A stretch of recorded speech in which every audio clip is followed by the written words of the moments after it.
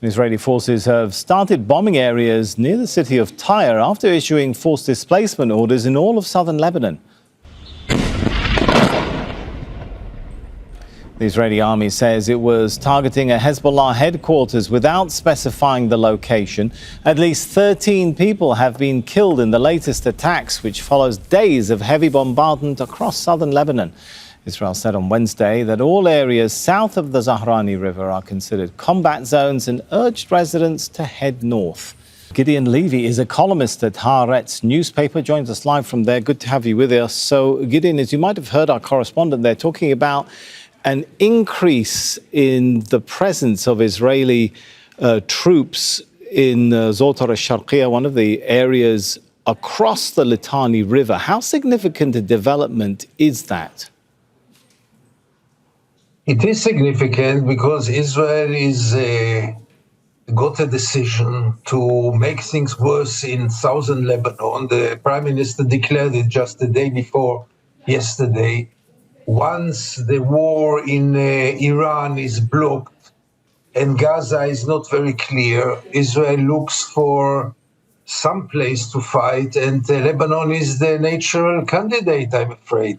Without any purpose, by the way. This war right now, except of bloodshed, has no purpose, no strategic purpose.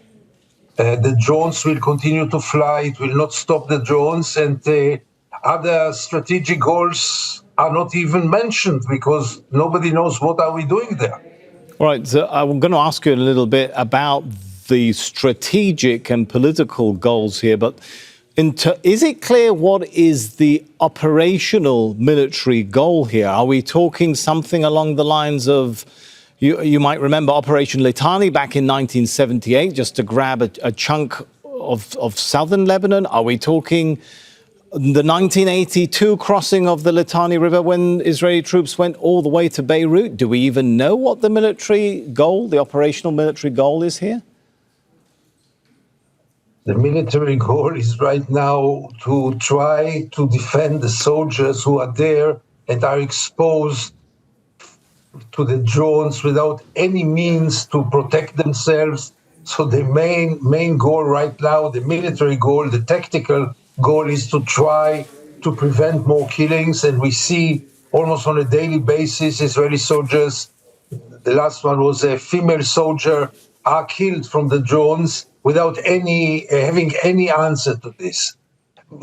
Further than this, it's not up to the military, it's up to the government who sent them there without knowing what are the goals. Because we, as you rightly mentioned, we tried all this. We had a buffer zone, we had this trying to clean up southern Lebanon, so to say. It didn't solve nothing in the past, and it will not solve anything this time. Only an agreement. And right now, there is a government in Lebanon who is willing to negotiate with Israel, and Israel still prefers the sword and the military force over diplomacy.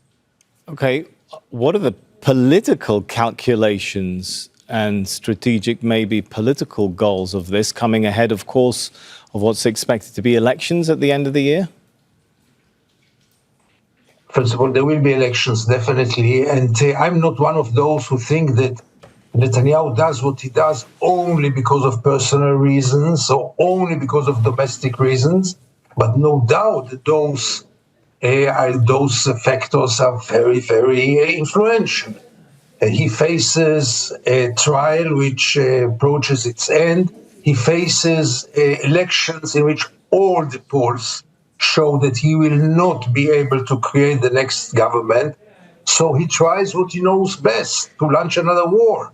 And he will do it in Lebanon or in Gaza with the hope that this will gain him popularity, which I doubt, because I think Israelis also are quite fatigued, quite sick and tired from all those wars without any purpose and above all without any achievements.